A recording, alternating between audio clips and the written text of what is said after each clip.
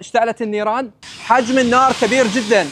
بلشت الآن منظومة الإخماد الذاتي، 30 ثانية فقط احتجنا لإخماد هذا الحريق.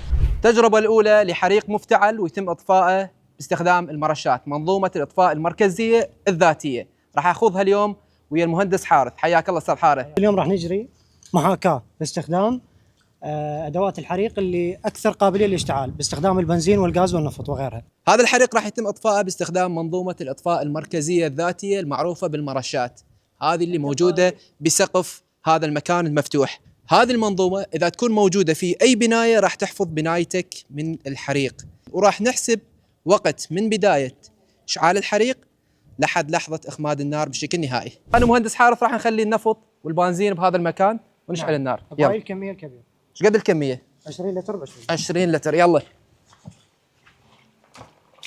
بس بدنا نخلي غاز وبنزين.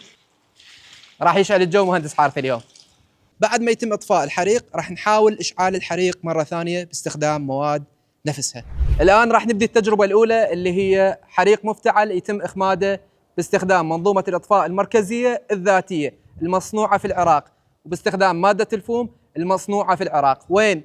شركه الامارات العربيه. يا الله. بلشنا النار. لحظه قبل ما تشعل خلي نشوف الوقت. بلش.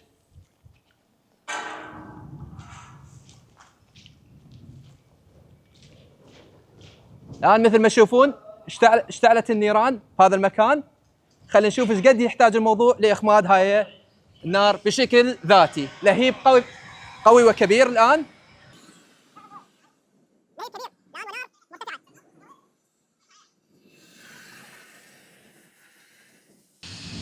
زي تشوفون حجم النار الكبير، حجم النار كبير جدا.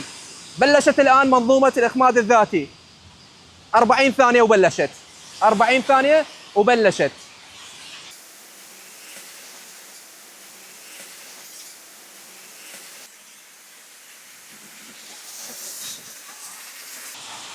خلي أشوف النار طفت لو بعد. طفت النار بشكل تام.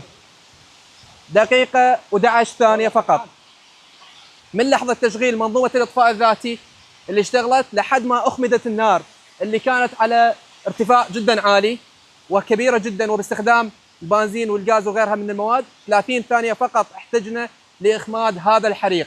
هذا الحريق لو صاير بمول تجاري أو محل أو مطعم يمكن ساعتين وثلاثة ويصير فرن الناس تنشوي بداخله وما يتم إخماده للأسف. لكن منظومة الإطفاء المركزية الذاتية المصنوعة في العراق في شركة الإمارات العربية قادرة على إخماد حريق بهذا الحجم خلال 30 ثانية. في مجمع تجاري دقيقة فقط نحتاج لإخماد الحريق بشكل كامل وأيضا بشكل ذاتي. العملية ما يدخل بها إنسان. هسه راح نحاول نشعل النيران بداخل هذا المكان. مهندس حارث تعال خلي نكمل التجربة بمحاولة إشعال الحريق مرة ثانية. بس شوية دير بالك صير بعيد خاف يشتعل. حاول خليها ما يشتعل بعد. عندك بناية تجارية أو مطعم أو غيرها من البنايات ومستثمر مليارات 10 مليار 15 مليار وأكثر بمكان تجاري معين. تستخسر به منظومة بسيطة قادرة على حماية أموالك، حماية بنايتك، حماية الأرواح اللي جاي تشتري يمك، اللي جاي تتونس يمك.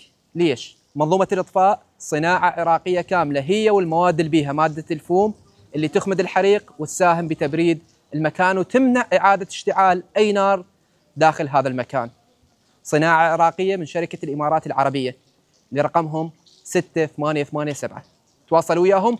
وارجع أقول لك هذا مو إعلان تجاري وإنما هذه رسالة للحفاظ على الأرواح والأموال. تحياتي.